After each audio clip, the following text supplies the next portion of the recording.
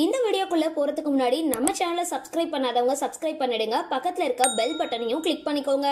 வாங்க வீடியோக்குள்ள போகலாம். தமிழ் சினிமால 70 மற்றும் 80 காலகட்டங்கள்ல ரொம்பவே பிரபலமான நடிகரா இருந்தவர் தான் மோகன் சர்மா. இவர் ஒரு நடிகரா மட்டும் இல்லாம தயாரிப்பாளர் மற்றும் இயக்குனர்னு பன்முக திறமை கொண்ட கலைஞரா வலம் வந்தாரு. தமிழ் மட்டும் இல்லாம கன்னடம் மற்றும் தெலுங்கு மொழிகள்லயும் 15க்கும் மேற்பட்ட திரைப்படங்களை தயாரிச்சிருக்காரு. இவரு 1974ஆம் ஆண்டு வெளியான சட்டக்காரி திரைப்படத்தில் நடிச்சதன் மூலமா தான் ரசிகர்கள் மத்தியில பிரபலமானாரு.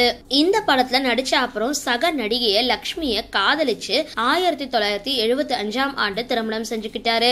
ஆனா 1980ஆம் ஆண்டு இவங்க 2 பேரும் விவாகரத்து பெற்று பிரிஞ்சுட்டாங்க.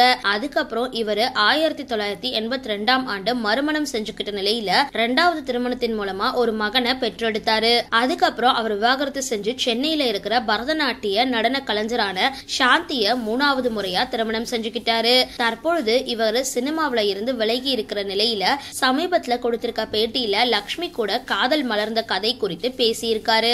அதுல சட்டக்காரி திரைப்படத்துல நடிச்ச பொழுது எங்களுக்குள்ள எந்த உறவும் கிடையாது. நான் பொதுவா சினிமாவில யாருக்கும் சிபாரிசு செய்ய மாட்டேன். சினிமாவை பொறுத்த வரையில நடிகர் நடிகை காதல் மலர்றது திருமணம் செஞ்சு கொள்றது சகஜம்தான். ஆனா அதுல சில சிக்கல்களும் இருக்கு. சட்டக்காரி திரைப்படத்துல நடிச்ச முடிச்ச அப்புறம் தான் அவங்க என்ன காதலிக்கிறதா சொன்னாங்க. சரி, எப்படியாவது நாமும் ஒருத்தவங்களை திருமணம் செஞ்சு கொள்ளதானே ஆக வேணும். அது இவங்களா இருந்தா என்ன அப்படின்னு யோசிச்சு நானும் சரி அப்படின்னு சொல்லிட்டேன். சட்டக்காரி திரைப்படம் முடிஞ்ச சில வருஷங்கள் கழிச்சுதான் எங்களுக்கு ஒரு காதல் மலர்ந்தது. பிறகு ஒரு நடிகையை திருமணம் செஞ்சு கொள்ள போறேன் அப்படின்னு தெரிஞ்சதும் எங்க வீட்டுல எல்லாருக்குமே பெரிய அதிர்ச்சியா இருந்தது. எங்க அம்மாவுக்கு ஹார்ட் அட்டாக் வந்துருச்சு.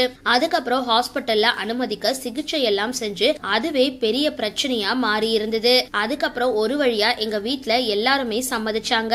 5 வருஷம் நல்லா போன வாழ்க்கை அதுக்கப்புறம் எப்படி மாறுச்சு அப்படின்னு தெரியல. ஒரு கட்டத்துல லட்சுமி எனக்கு முக்கியத்துவம் கொடுக்கல. அத நான் அப்போதான் புரிஞ்சுக்கிட்டேன். அவங்க அம்மாவோ அதே வீட்டுல இருந்ததால என்னால அவங்க கூட சகஜமா பழக முடியல.